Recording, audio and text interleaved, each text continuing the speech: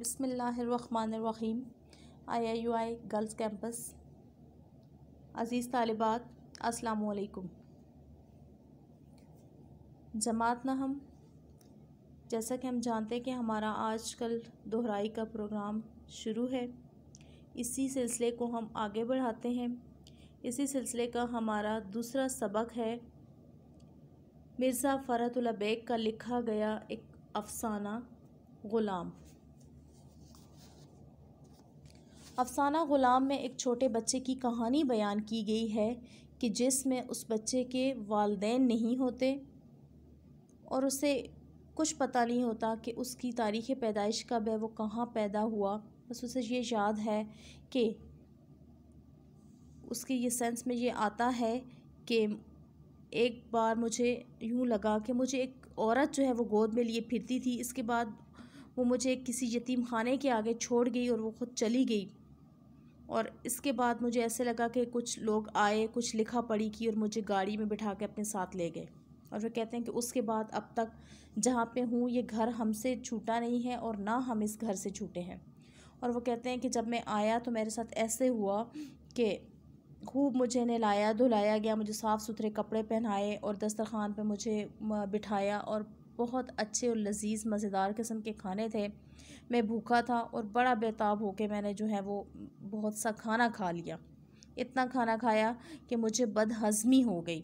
ज़ाहिर बदहज़मी तो होनी थी कि वो पेट था कि जिसमें कभी आधी रोटी भी नहीं मुझे मिली थी, नसीब होती थी। और एक बार मुझे इतना कुछ मिल गया कि मेरी हालत जो है वो बड़ी ख़राब होगी। और वो कहते हैं कि इसके बाद बड़ी एहतियात की जाने लगी मुझे खाना देने में, और करते करते जो है वो मेरी रोटी घटते घटते जो है वो आधी रोटी हो गई। और ये था कि फिर भी इसके बावजूद भी शिकायत की जाती थी कि मैं बहुत ज़्यादा खाता हूँ, बहुत ज़्यादा खाता हूँ। तो कहते हैं उसी घर में जो है वो मेरी हम उम्र साहिब खाना की बेटी थी जो हर वक्त कुछ ना कुछ खाती रहती। गली से बाहर गुज़रते वक्त ये आया, मुझे वो ले दो, मुझे ये चीज़ ले दो। हर वक्त उसका जो है वो मुँह चलता ही रहता, लेकिन फिर भी उसकी वालिदा मोहब्बत में ये कहती कि ये कुछ नहीं खाती पीती, ये कैसे जिएगी।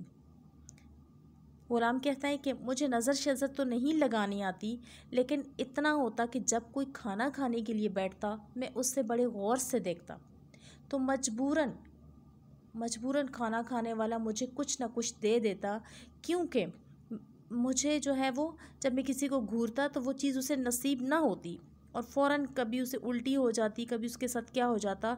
और करते करते जो है वो मेरी नज़र की शोहरत हो गई कि भाई ये इसकी नज़र लग जाती है। इसलिए डर के मारे जो है वो खाने वाला बंदा लाजमी मेरा हिस्सा भी निकालता। तो कहते हैं कि मैं तो काम शाम से तो मैं डरता बिल्कुल भी नहीं था, लेकिन हर वक्त की मार पीट मुझे बहुत बुरी लगती थी। कब तक मैं मार खाता रहूँ, काम करके भी खाऊँ ना करके भी खाऊँ, तो इसलिए बेहतर ये था कि फिर ना करके खाऊँ। जब भी कभी किसी काम का कहा जाता मैं एक कान से सुनता दूसरे से निकाल देता। जो कोई बुरा भला कहता है तो कहते रहे, आप ही जो है वो शोर शराबा करके थक जाएंगे। ये चाल भी जो है वो कहता है कि मेरी घूरने की तरह सब बड़ी कामयाब हुई। सब चीखते चिल्लाते शोर करते, लेकिन मुझे बिल्कुल भी कोई असर ना होता। और बाज़ दफ़ा तो ऐसे होता कि कोई मुझे ज़रा सा हाथ भी लगाता तो मैं बड़ी ऊंची आवाज़ में शोर करता। नतीजा ये होता कि जो मुझे हाथ लगाता वो मुझसे ज़्यादा बेइज्जत हो जाता। लेकिन वो कहता है कि हर फ़िरौन मूसा, यानी हर फ़िरौन को ख़त्म करने के लिए मूसा ज़रूर होता है। उसी तरह उसके घर में वो जो उनकी बेटी थी वो बड़ी ज़्यादा शरीर थी, बहुत ज़्यादा शरारत करती थी। वो ख़ुद ही मुझे मारती और ख़ुद ही रोना शुरू करती। और फिर क्या होता कि बेगम साहिबा आती और वो खूब जो है वो मुझे बातें सुनाती और कभी कभी मुझे चांटे भी लगा देती। कहते हैं कि मेरे साथ ये होता कि जुमे के जुमे जो है वो मुझे गंजा कर दिया जाता। बदकिस्मती मेरे साथ ये होती कि जिस दिन मैं गंजा होता सारे आते जाते जो है वो मेरे सर पे थप्पड़ लगाते, बड़ी मुझे तकलीफ़ होती। और फिर वो कहते हैं कि करते करते ऐसा हुआ कि उनके घर में एक मामा आई, काम करने वाली औरत आई। बड़ी तेज़ और चालाक किस्म की वो औरत थी। मौका मिलता तो फ़ौरन जो है वो चोरी वगैरह कर लेती। और बेगम साहिबा जो थी घर की मालकिन, उन्होंने जो है वो उस मामा की हदूद जो है वो किचन तक महदूद कर दी थी कि इसके बाहर उसे आने की इजाज़त न थी, लेकिन इसके बावजूद भी वो अपना काम पूरा कर लेती। बेगम साहिबा ने 1-2-3 दफ़ा ऐसा किया कि जाते हुए उसकी पोटली खुलवा के देखी कि इसमें कहीं कुछ ले के तो नहीं गई, लेकिन रोज़ रोज़ तो ऐसा कौन कर सकता था।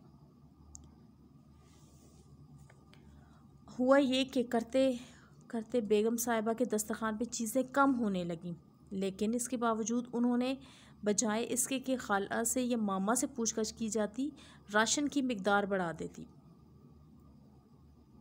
वो जो मामा जी थी वो मुझे बच्चा समझकर मेरे सामने जो है वो अपनी पोटली या गठड़ी बांधने में ज़रा एहतियात कम करती थी, और जब भी कोई ऐसी वैसी चीज़ होती मुझे कहती कि जाओ मुझे ला दो, मैं भी ला के दे देता, क्योंकि मामा जी इसके बदले जो है वो मुझे बहुत सारे लड्डू देती। ऐसे हुआ कि उसकी बेटी की शादी तैयार थी और बहुत सारी चीज़ें इस घर में से ग़ुलाम के ज़रिए मामा के घर पे पहुंचती गई। एक दफ़ा तो हद हो गई कि बेगम साहिबा के जो है वो घर में से ही सोने का छल्ला गुम हो गया, सोने की जो अंगूठी थी वो गुम हो गई। पूरे घर भर में परेशानी होगी, कहाँ गई, क्या किया। उसके लिए जो है मुख्तलिफ़ टोटके मुख्तलिफ़ हीले किए गए, जिनों को बुलाया गया, वो आईने में छोटी बीबी को बिठाया और बहुत सारी बातें हुई उस ज़माने के दस्तूर के मुताबिक। जैसे कच्चे चावल चबवाए गए, जैसे अब कहते हैं कि तिनका रखो तो चोर के सर पे तिनका रखो तो जो है वो सूख जाएगा, ये वो हर तरह का उसके पूछगछ की गई, लेकिन कोई चीज़ सामने समझ नहीं आ रही थी। लेकिन बड़े सरकार को कुछ थोड़ा बहुत शक सा हो गया था कि जब जिनों को बुलाया और छोटी बेटी को आईने के सामने बिठाया तो उसने जो है वो नाम ले लिया था ग़ुलाम का, जिससे उसे थोड़ा बहुत शक हो गया था। फिर एक दिन ऐसा हुआ, वक्त गुजरता गया, लेकिन इस शक को जो है वो बड़े सरकार ने किसी के सामने ज़ाहिर नहीं किया। काफ़ी टाइम गुजर गया तो एक दिन जो है वो मामा ने कहा कि ग़ुलाम से कहा कि बीबी जी ने अपने वो जो ज्वेलरी का बॉक्स होता है, जेवरात का डिब्बा होता है, उसमें एक हार सा रखा है, तो तुम ऐसे करो कि वो हार किसी तरह मुझे ला दो, इसके बदले तो मैं इतने लड्डू खिलाऊंगी कि तुम्हारा पेट भर जाएगा। तो ऐसे ही किया उसने कि बड़ी चालाकी से वो गया, बावर्ची खाने से निकलता हुआ सहन में आया, देखा कि कोई भी नहीं है। फटाफट उसने जो है वो बॉक्स खोला और उसमें से हार निकाला और अपने जो है वो शलवार का जो नेफा सा होता है जिसमें हज़ार बंद डालते हैं, उसमें उस हार को डाला और फटाफट जो है वो मामा जी के हवाले कर दिया। मामा जी ने उसे जो है वो अपनी पोटली में बांधा और सब ने जो है वो उस दिन आराम से बैठ के खाना खाया और कोई बात ऐसी नहीं हुई, बड़ी नॉर्मल रूटीन में सारी चीज़ सेट हो रही थी। थोड़ी देर गुजरी थी कि बड़े सरकार भी आ गए और मामा भी आ गई, बाकी लोग भी आ गए, खाना वगैरह मंगवाया गया, सब ने खाया पिया। मामा जी जब घर जाने लगी तो एकदम शोर शराबा हो गया। ग़ुलाम कहता है कि मैं भागता हुआ आया, देखता हूँ कि 2 अदद सिपाही है और वो मामा को पकड़ रहे हैं और मामा जी जो है वो बड़ी शोर शराबा कर रही है और मुझे इशारतन कहती है कि बेटा ज़रा ये खाना तो मेरी घर में दे के आ जाओ, मेरी बेटी भूखी होगी, 12 बज चुके हैं। ये कहकर उन्होंने जो है वो जो पोटली थी फटाफट जो है वो ग़ुलाम को दी। ग़ुलाम कहता है कि मैंने वो पोटली हाथ में लेनी ही चाहिए थी कि फ़ौरन सिपाही ने बड़े ज़ोर से मुझे डांटा कि मेरी जान निकल गई और मामा जी भी सहम गई।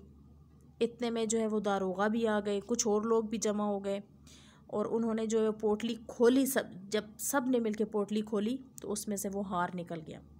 जब वो हार निकला तो मामा जी उसे देख के मतलब एक तरह की एक्टिंग करने लगी कि ये मेरे ज्वेलरी बॉक्स में ये कहाँ से आ गया, और इसका मतलब है कि आप लोगों ने जानबूझ के ये चीज़ रखी है, मुझे तो इसका पता ही नहीं है।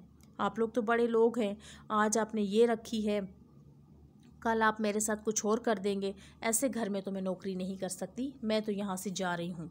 लेकिन मामा जी को चुटिया पकड़ के घसीट के जो है पुलिस वाले ने रोक लिया और इस पर उन्होंने वो शोर मचाया, मामा जी ने यानी आया ने इतना शोर मचाया कि पूरे मोहल्ले में एक किस्म का कोहराम मच गया।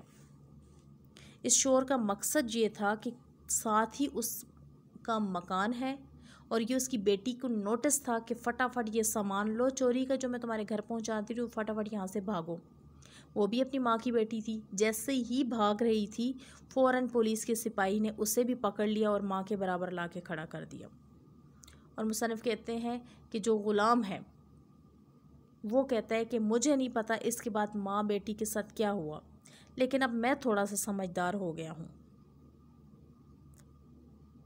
वो अब जो है वो मुझे नौकरों से कम मिलने दिया जाता है, लेकिन मुझ में भी इतनी अकल आ गई है कि जो कुछ मैं चुराता हूँ वो मैं ख़ुद ही खा पी के हिसाब बराबर कर देता हूँ।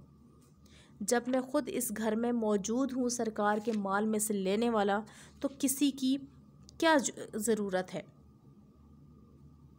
पहले तो मैं छोटा था, बचपन था, मुझसे गलती होगी, अल्लाह ताला मुझे माफ़ कर दे। अब मैं ख़ुद ही उनके माल का ख़ुद ही वाहिद हिस्सेदार हूँ। ये था एक मुख्तसर सा अफसाना। आज का आपका होमवर्क इससे रिलेटेड ये है कि आपने इस चैप्टर में से कम $15 MCQs बनाने हैं और MCQs के साथ आपने 4 इसकी ऑप्शंस रखनी है। और सवाल नंबर 8 कि बेसहारा बच्चों से बुरा सलूक किया जाए तो इनमें कैसी आदतें परवान चढ़ती हैं। ये 2 सवाल है जो आपके होमवर्क के हैं और आपने अपना होमवर्क जो है वो क्लासरूम में सबमिट करना है। आज के लिए इतना ही काफ़ी है। अल्लाह हाफिज़, इस उम्मीद के साथ कि आप अपना काम वक्त पे करेंगे।